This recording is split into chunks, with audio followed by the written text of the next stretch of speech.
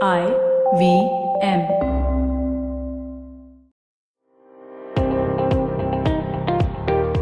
Welcome to All Things Policy, a daily podcast by the Takshashila Institution. We are a bunch of policy nerds based in Bengaluru, and we like bringing fresh perspectives to Indian affairs and Indian perspectives to global affairs. So grab a cup of coffee, sit back, and join us for today's chat. Welcome to All Things Policy. The United States and the Taliban have signed what is being termed a historic peace deal on Afghanistan. But will this deal really bring us peace? We've been skeptical in the past, but I really want to ask Mr. Arni and Pranay, who are here with me today. I want to start with you, Pranay. First, tell us, what does this deal entail? What are the details in there? Yeah, so to begin with, actually, Mr. Arni and I have been writing for around 5 years on topics related to Afghanistan, and this peace deal came as quite a rude shock to us. So from that's the lens with which we look at it. Okay, so to begin with, first of all, Aditya, you were wrong. It's not a peace deal between Taliban and the US. It is a deal between the US and the Islamic Emirate of Afghanistan, which is not recognized by the United States as a state and is known as the Taliban. Correct. Okay. And the agreement goes at great pain to mention the Taliban with this long phrase every single time it does. Okay, so that itself is a big victory for the Taliban, which I'm sure Mr. Arni will tell us why. So let's begin with that itself, Mr. Arni. Why do you think this had to be mentioned in the deal? Because they were insistent on being recognized as emirate. It has implications for governance later. Amir is not thrown up by a democratic process, but chosen by elders. So it's a selective process. This is what they want to do because they know that in an election they're not likely to get more than, in a free and fair election, they would probably be less than 20-25%. That's one of the reasons. Yeah, so this has been a long-standing demand of the Taliban, right, to talk to us as Islamic Emirate of Afghanistan. Also, one more reason is that they don't recognize the current state of the Afghanistan state at all, right? So they think we are the legitimate rulers in a sense, and this in a way gives them that legitimacy as well. Which is a paradox because every country in the world recognizes the Islamic Republic of Afghanistan, that Ashraf Ghani's government.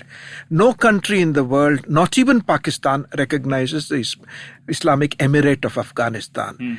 And as you pointed out a little earlier when we were having a discussion, probably you could go into that. Here is an entity which is not recognized, issuing passports, whatever. Yeah. So we'll come to that when we discuss the part 2. So this is the agreement between these two sides, okay? Not the Taliban, okay? Yeah, not just the Taliban, rather. So then basically the agreement begins by saying that the peace agreement is made up of 4 parts, okay? The first part is about guarantees and enforcement mechanisms made by the Taliban. Okay, now I'm shortening it, okay? I'm tired of using the long phrase myself. Known hereafter as the Taliban. Yes. Known hereafter, yes. Also known as. Yeah. So, guarantees and enforcement mechanisms that Taliban will commit to in order to ensure that the soil of Afghanistan is not used against the security of the United States and its allies. That's the part 1. Okay, then part 2 is reciprocating guarantees and enforcement mechanisms by US for withdrawal of their foreign forces from Afghanistan. Okay, then there are third and fourth parts. The third part is about an intra-Afghan negotiations with all Afghan sides. So they don't mention the Afghanistan state because that would have been the demand of the Taliban, right? So they gave up on that as well. The fourth one is that permanent and comprehensive ceasefire will be one of the agenda items in that intra-Afghan negotiations. Okay, so that is what these 4 parts are. Now the peace deal which has taken place, that is on the first 2 points. It is not talking about intra-Afghan negotiations and the permanent and comprehensive ceasefire because Afghan factions are not involved, right? So the first 2 parts only deal with 1, what are the guarantees that the Taliban makes, and 2, what are the guarantees that the US makes in return. Okay, so this is how it is fashioned. Further, these 2 parts are again divided into sections within the peace agreement, and that's what we can talk about next. So the first part, for example, is about how US... So now they have exchanged part 1 and part 2 for some weird reason. I think someone has drafted this really badly. But okay, so now they talk about how the US is committed to withdraw from Afghanistan all military forces. So Mr. Arni, what are the specific things on this? How is the timeline going to play out about the withdrawal of the US forces? You put it in a framework according to as the agreement flows, but I would probably juxtapose and shift it around. The very first part is that by the 10th of for next month, that is 10th of April, 5,000 prisoners will be released by the Taliban, up to 5,000 by the Afghans and 1,000 by the Taliban. The next thing is on 29th of May, the US will take steps to withdraw the sanctions that it has in place against the Taliban, which I presume means that against Haqqani network, and withdraw the various rewards or bounties announced, principally for $5 million on Sirajuddin Haqqani, the terrorist Sirajuddin Haqqani. The next one is by around the 15th of July.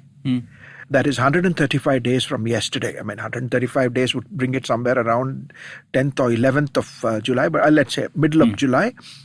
The Americans will draw down their troops to a level of 8,600 and close down 5 of its bases. The next important date is the 27th of August. The US has committed that it will begin the process.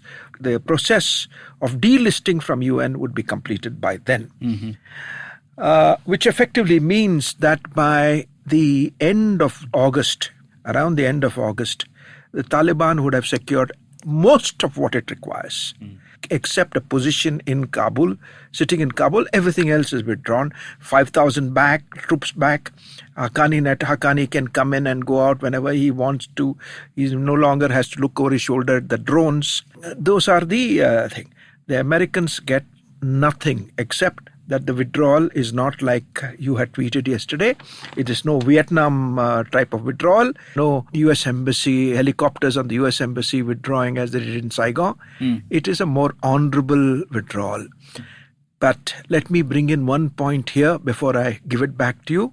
By September, Mr. Trump will be in the midst of his re-election campaign. He would be at his weakest and most susceptible to pressure, external pressure. You can rest assured that there will be some hiccups along the way up to that time. The Taliban and its sponsors will then begin extracting more concessions from Mr. Trump, who will be in no position to resist it. Right, exactly. So, like, it might not look like the fall of Saigon just yet, but it might later in the year. Yep. Okay. So this is fascinating. Like, you gave a chronological view of what is going to happen in the next few months, and essentially what you're saying is by August, US will basically agree to most of the Taliban demands, and after it has agreed to it, it will not be in a position to back off as well, and Taliban will be in more will be at a stronger point in the negotiations because US domestic politics will kick in. Also, this agreement which the Americans have made with the people also known as Taliban makes commitments on behalf of the Afghan government. The 5,000 troops. Now, you have taken away the most important card that they had. Oh, yeah. The Taliban has not agreed to negotiate with Ghani. Yeah. They've agreed to negotiate with an Afghan sides. That's the term used. That's all. Which means that Mr. Ghani is not recognized, though he controls the country and internationally known, he has no role. The one card that he had was 5,000 troops. Even that you have removed. Yeah. So where will this agreement go? Yeah, so to my mind, just fundamentally, even if you don't know anything about Afghanistan, if there are two parties on, say, one side and the Taliban on the other side, and one side makes a separate peace, obviously the party remaining, in this case of Ashraf Ghani's government, is going to be much weaker. It's going to have a much weaker hand. And there are no clear commitments from the Taliban, even for a ceasefire, right? Yeah, it's just mentioned that it will be one of the agenda items subsequently in intra-Afghan negotiations. And that what is that? That doesn't count much at all. Before we move that, so just discussing on this part about the US withdrawal itself, right? So in game theory, Aditya, we have this strategy, right? You never negotiate with the terrorists. Basically, if you play a kidnap ransom game over repeated outcomes, the thing you learn is you never negotiate with the terrorists, because if you do, the terrorists will only gain lessons that you should kidnap more and earn that as a revenue source. So you are seeing actually with this agreement in written how we are going against this learning, right? Not only has the US negotiated with a terrorist outfit, it has clearly come out as handing victory to a terrorist outfit. So that's like, I don't see how it can be projected as victory and how it will lead to peace and all that first. So now let's go to the second part, right? So second part deals with the kind of promises, I would just use loosely this word promises, that the Taliban has to make in return of all the things that the US will do. So I'm just reading out some main things. So for example, Taliban will not allow any of its members, including Al-Qaeda, to use the soil of Afghanistan to threaten the security of the US and its allies. It will send a clear message to those who pose a threat to the security of the US and allies that they have no place in Afghanistan. Okay. Then the Taliban will prevent any group or individual in Afghanistan from threatening the security of the US and its allies, and prevent them from recruiting, training and fundraising. Right? And the final ones are that it will not provide visas, passports, travel permits or other legal documents to those who pose a threat to the security of the US and its allies. So it's all basically restatement of the same thing, that the Taliban is not going to take any terrorist actions against US and its allies. What does this mean, Mr. Arni? Like, what do these guarantees actually mean? They're not worth the paper they're written on, because Taliban could turn around and say, we didn't allow, they came on their own. That's one point. And then we missed out one thing. They have their equivalent of a CAA or something there, in that they said that they will not give asylum or residence in Afghanistan. But it'll only be according to international migration law. I see no validity on any of these points. And like you said, Pranay, why make a mention of visas, passport, travel permits by an entity which is not recognized as a state? If they issue passports, who's going to recognize those passports? So just see the paradox, Aditya. In the first statement, they take great pain to say that this is not a state. We don't recognize it as a state. But they also say that, hey, you should not issue passports and visas, which means you are acknowledging that they can do it. So there's a big paradox here. Yeah. Okay. Now, obviously, this agreement seems to be bad news for the government in Afghanistan and possibly for the people of Afghanistan. But why should India care, Mr. Arni? Why should India? India has to care at a number of levels. It's not a great deal. It's not a good deal for the primary, of course. It's not a good deal for the Afghans. There is not one word mentioned in this agreement by the world's greatest power, which is negotiating with a terror organization on the constitution, on human rights, on women, and on the rights of ethnic and religious minorities. Of course, the US could abrogate its responsibility and say that this is something that the Afghans have to negotiate amongst themselves, but that's not a valid point. You have been in that country for close to 20 years. You have been making these statements. You should make a mention of it at least, or at least get the Taliban to agree to talk about all these issues. There's been no mention of that. The second point from our point of view is, are we an ally of the US? That's a question I need to ask. I don't know if we are looked at technically or legally as an ally of the US. We are not. So if we are not an ally of the US, all these promises don't apply to us. The US and its allies, it says. Yeah. I presume this only relates, allies are those in the NATO NATO, who are there, the war against terror group. If that assessment of ours is valid, then we have to worry about the possibility of anti-India forces, hostile forces coming back and using Afghan soil. The next one is, of course, the mainstreaming of the Haqqani network. We have reason to be angry with this commitment, and we have reason to even oppose it in the UN, because the Haqqani network, and the Americans themselves have confirmed it, were responsible for the attack on our embassy, which killed 4 people, 2 of whom were senior diplomats in the embassy. And we also know that the Haqqani network has a history of association with anti-India forces. There were training camps in the area which they controlled during the Taliban period, where in the Loya Paktika area, which will resurface because the Haqqani network will want a base on the Afghan side of the Durand line, and they're going to move in there sooner than later. And if we are not an ally, we are fair game for them. Wasn't it Dennis Blair who called the Haqqani network a veritable arm of the ISI? Admiral Mullen. Mike Mullen. Okay. Yeah. Okay. So now they are saying it can be a veritable arm of the ISI, but ISI is fine for now. Is what they are saying. Yeah, they're in the clear. Now, how will this affect India's relations with Pakistan, and how does Pakistan see this deal? I don't know. If we can only talk about at a flippant level that the ISI must be celebrating. It's a victory of sorts for them. So I don't know how it will play out.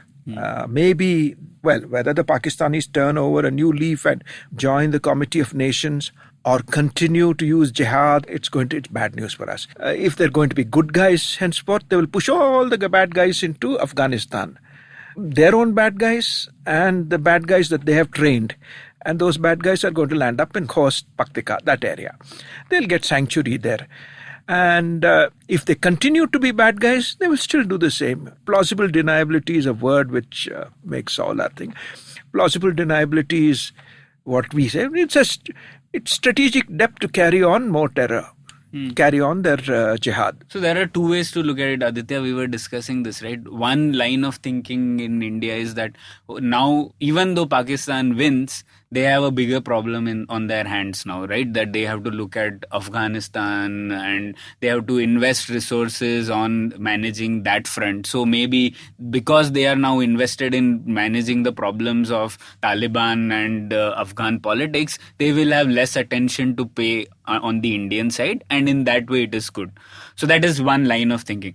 I necessarily don't agree to that point, because the reason I feel that so is, one, this sequence of events will be seen as a big victory by the Pakistani military jihadi complex. So it is a big victory for them, morale boosting victory, and they will infer the lesson from all this that their strategy of having a jihadi arm actually works, can actually drive away the world's greatest power from Afghanistan, right? That's the lesson they will derive. So they gain more strength from the people who are advocating this line of thinking, gain more strength in the Pakistan ecosystem. Second, the reason I don't agree that Pakistan will invest more resources there and have little to do with India is because I think the amount of resources they require to run this kind of jihad is very little. So maybe they can run two-front war. The Pakistanis can run a two-front war below the conventional threshold quite easily. That's what do you think, Mr. Anand? I see another couple of danger points. Okay, this agreement sort of conveys that the Americans will not engage in any operations against the Taliban. And in exchange, the Taliban will not engage in any operations against them. And they also talk about lowered level of violence, etc., in previous comments. It does not rule out the possibility that the Taliban will take on the Afghan forces, and in which case the Americans will not come in support of these guys. The danger is in Kunduz, actually. Kunduz has fallen twice in the last 2 years. Once, the Afghans did not fight. They were virtually surrounded and started disappearing till the American helicopters came in, and then they retook Kunduz. This time around, all that the Taliban has to do is enter Kunduz, start surrounding the Afghan bases.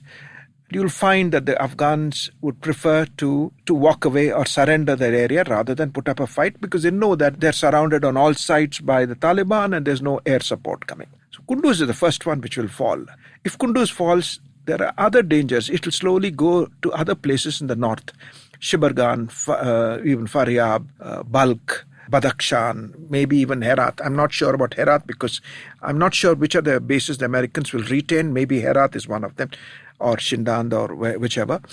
So, but then there will be a domino effect that these bases will fall, these areas will fall, and you'll have the Taliban sitting pretty in the north. So this is a danger that we have, and we have to face up to. We have to realize that the north has been traditionally all of Afghanistan has been with us, the north more so has been in touch with us. Yeah, and this American troop withdrawal might be done in a phased manner, but I suspect from what you're telling me that they're not going to have much freedom of movement. They're going to be basically stuck inside their bases, right? So they're not going to do much good. In 3 bases.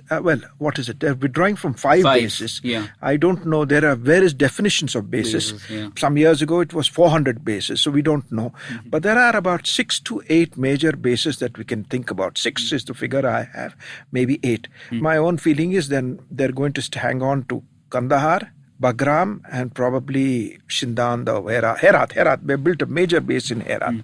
Those 3 bases they will hang on to. I'm not sure. The rest of it is. They'll be stuck inside the bases. What about CIA, Mr. Arni? You were saying there's no mention of that in the agreement. Yeah, does mention that contractors and advisors and associated people. I saw something about non-diplomatic civilian personnel, which seems to be a reference to it. Withdraw all non-diplomatic civilian personnel, private security contractors, trainers, advisors, and supporting services personnel. There is no mention of intelligence personnel. I take you back to what Trump has been saying for the last year or two, that they will leave a robust intelligence presence behind. And this agreement does not look to cover that. I could be wrong.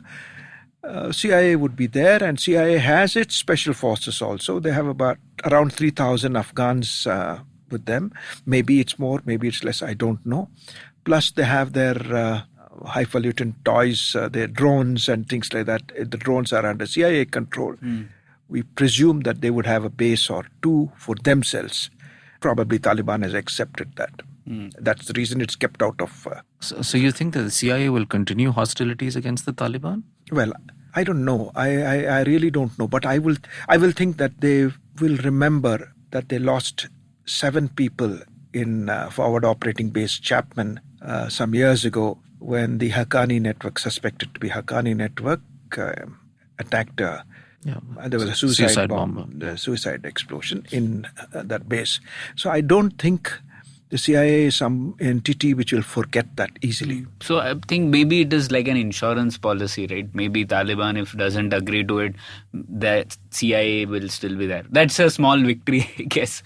But I think one line we need to mention about what I see as some failure from the Indian side as well. Over the last 5-6 years, what we've done, we knew that even Trump had asked for more support on the Afghanistan front. Remember 2017 when he announced this South Asia strategy, he said that we need more presence of more help of India. So that was an opportunity for India to do more. No, never before US and India were on the same side, right? Like it was 3-4 years back. Earlier, US used to be so cagey about Pakistan's involvement that anything that India does might, piss the Pakistanis off. So that's why it used to say, India, you should just stay back. And here you had a US president saying, why don't we do more?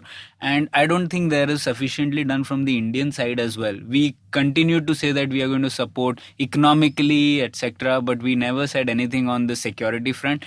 And I think we are going to pay costs for not doing much on that front. The Americans uncharacteristically gave us permission to build Chabahar. We seem to have neglected that. We showed no urgency or dispatch in doing it. As Pranay had pointed out, I think in one of our pieces we had written that they had allocated 250 crores for that, and we actually spent only 4 crores or something like that. Like I think we can build a few toilets there just about that. The other bit is really, Trump has been saying that you've been only building libraries. You know what he means. We have really literally been doing only that. We have not been doing much thing. And this was our backyard. We should have been doing more. I have one more point to make. About 15 days ago, there's a flurry of leaks to the press that the Afghans have asked for positioning of between 5 and 10,000 troops in a peacekeeping role I see no mention of that. There is no scope in this agreement. Maybe that will be fleshed out in some deal between the Taliban, but for the moment, there is no such demand. And I'm not sure given this agreement, whether we can do anything. Mr. Arni, there was also recently talks that India is talking to some factions of the Taliban, and some of our representatives went in Doha, I guess. I think a couple of days it was in the Indian Express. What do you make of that? Probably there must be some level of contact, because our ambassador in Doha has attended the signing ceremony. There's probably some level of contact. Also, the brother has signed it on behalf of the Taliban. But the leader of the delegation up to about a couple of months ago was Abbas Tanakzai, who was educated in Mao, speaks English, knows India in a sense. So I presume there would have been some contact. And Tanakzai, we know, has been trying to make overtures towards India. But whether they're credible overtures or whether he's doing it at the behest of his sponsors, we don't know. I presume there would be some level of contact. How deep, I don't know. I think towards the end, I would just like to say there's a lot of narrative which is being spun that whatever is done, let's move on. And finally, this is the right step which will lead to peace. So I'm sorry to break the bubble, but I really don't understand how negotiating with a terrorist group, which continues to be a terrorist group, is suddenly going to lead us to peace and bring elusive peace. So I'm quite circumspect about that line of thinking. To which I will add that from the way I look at it, it's all being done in the backdrop of the US elections. It looks like it's aimed for that. All right, so obviously this deal is not good news for the Afghans. It's not good news for India. And India will have to be fairly imaginative in how it deals with the situation that's going to unfold over the next 1 year. Thank you so much, Mr. Arni, and thank you, Pranay. Thank you for joining us on All Things Policy. If you liked our show, don't forget to check out other interesting podcasts on the IVM network. You can tune into them on the IVM Podcast app, ivmpodcast.com, or wherever you listen to your podcasts. You can also follow IVM on social media. The handle is @IVM Podcasts on Twitter, Facebook, and Instagram. And hey, if you'd like to dive into Takshashila's research on technology, strategy, and economic affairs, check us out at our Twitter handle @TakshashilaINST or our website takshashila.org.in.